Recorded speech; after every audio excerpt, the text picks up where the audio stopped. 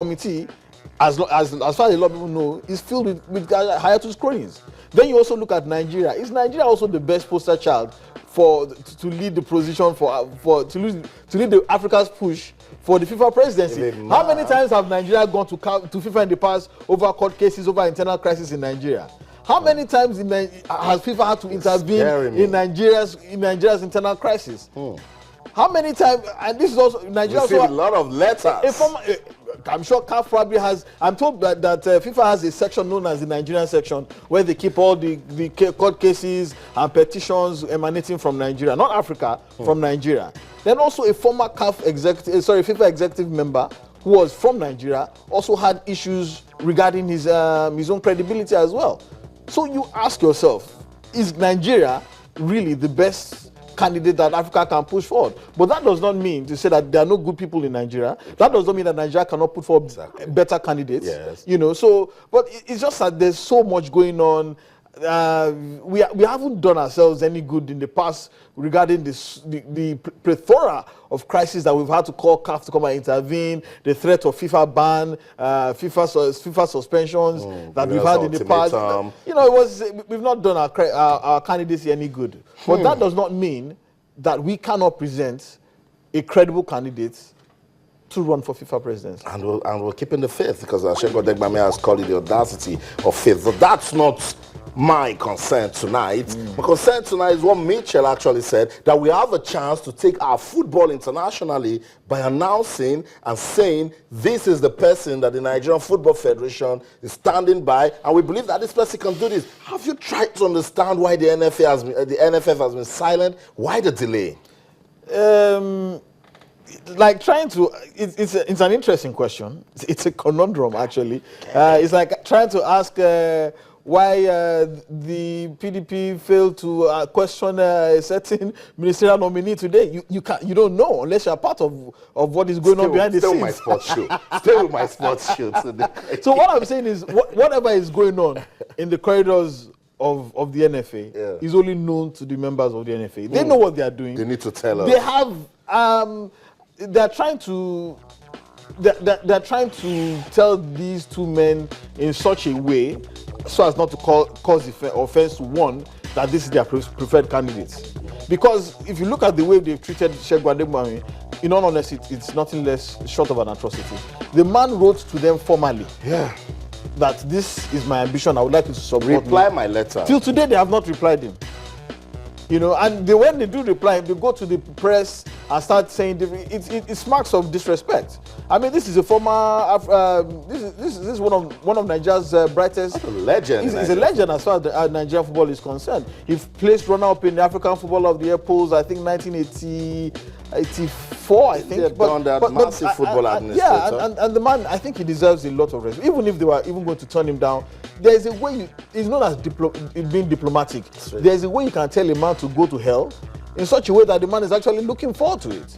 But if they had used language that would have made Sheikh Odegbami, appeased him somewhat, then we wouldn't have this crisis. And as regards Julius Kalu's candidacy, we still do not know the direction it is following. It has been exceedingly quiet in that camp, and we are not really sure whether the man is really serious about his ambition. If he is, we're waiting for that announcement. We haven't heard anything. Meanwhile, Odegbami is still ramping up support. AFON, the Association of Professional Footballers of Nigeria, have thrown their weight behind him as well.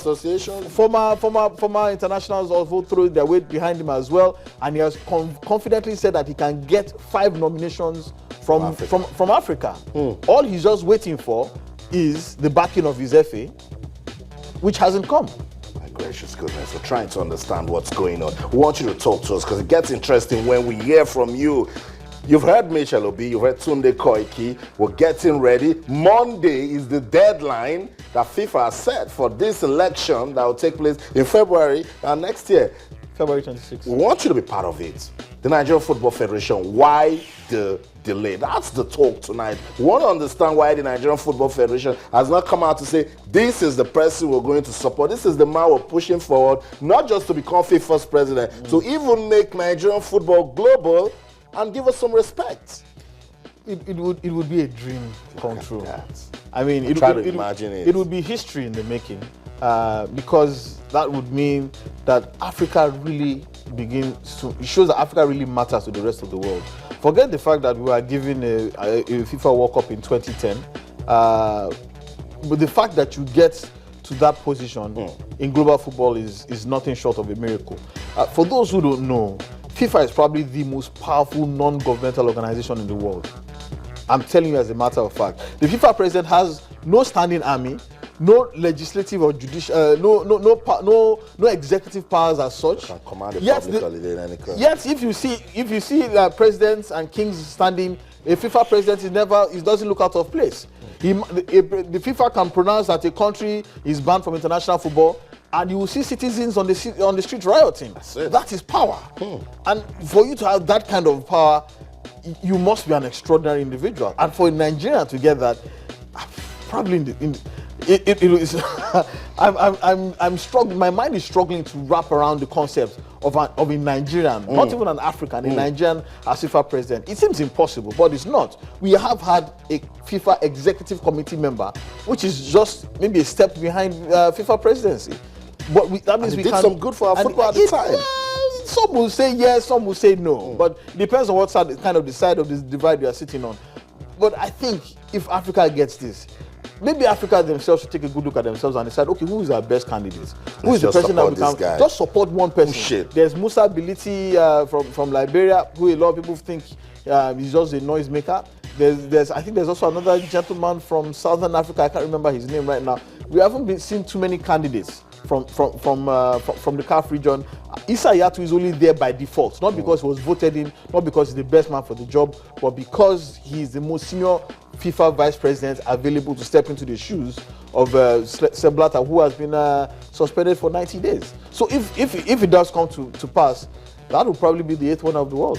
It keeps getting deeper whenever you talk about all of these issues coming out of FIFA. I've heard all sort of adjectives. Tunde Koiki even couldn't get anyone to describe how it will feel or look like when a Nigerian becomes the FIFA president. I tried myself, I got out of adjectives. Now, Michel Obi said, Kinako. He borrowed the words of the legend Mandela. I said, Kinako, the time is now for the Nigerian Football Federation to take a stance. Come on, NFF, do something. Let's know what we're doing. I mean, there's no better time than now for us to do this. So that's it with all of these issues coming out of FIFA. It keeps getting interesting. Let's see, maybe tomorrow we might just get another twist to all of these. FIFA Under-17 World Cup now, off to Chile we go. Results are still coming in today? Yeah, Australia forced Mexico to a goalless draw.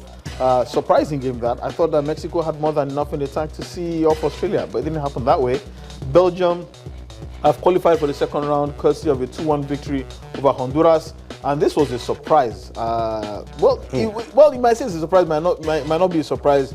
Germany did very well in their first game, winning 4-1, but only for them to fall on the wrong end of the 4-1 hiding from the Argentines, who are their backs to the wall. Remember, Argentina lost their first game, surprisingly, to South Korea. They needed to win this game.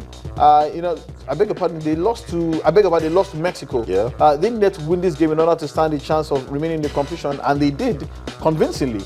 And also plenty of joy for our African brothers and under-17 champions Mali defeating Ecuador by 2-1. Okay, that's it. The results coming from FIFA Under-17 World Cup. Let's see some fixtures. We're expecting South Africa will take on Korea. The South Africans need to come out big time. They lost their first game. And New Zealand will take on Syria. Despite adversity, pride in football. That's a story for Syria. We love it. Even if they're not winning, you said that it's enough to just leave the country and play football. Trust me. I totally agree with you. It's wonderful for them. Russia will take on Costa Rica, while Paraguay will take on France. It's the FIFA Under-17 World Cup. The good news is that Team Nigeria is doing big things. After beating Chile, they are now comfortably on top of the Group A table and have qualified for the round of 16. Saturday, that's Friday night falling to Saturday, they will take on Croatia, their last Group A game. And we've said that Coach Emmanuel Amunike can see ways he can tweak that team around and then get some more results. Well, there's plenty that Coach Emmanuel Amunike has to ponder. There will be changes, like we said. 2 players are missing because of card offenses. We've not heard of any injuries in the team, but there are some players who still haven't gotten a rub of the green. This might be their own chance to stake a claim in the starting 11 ahead of the knockout phase of the competition. So there's so much for Coach Emmanuel Lamnike to ponder.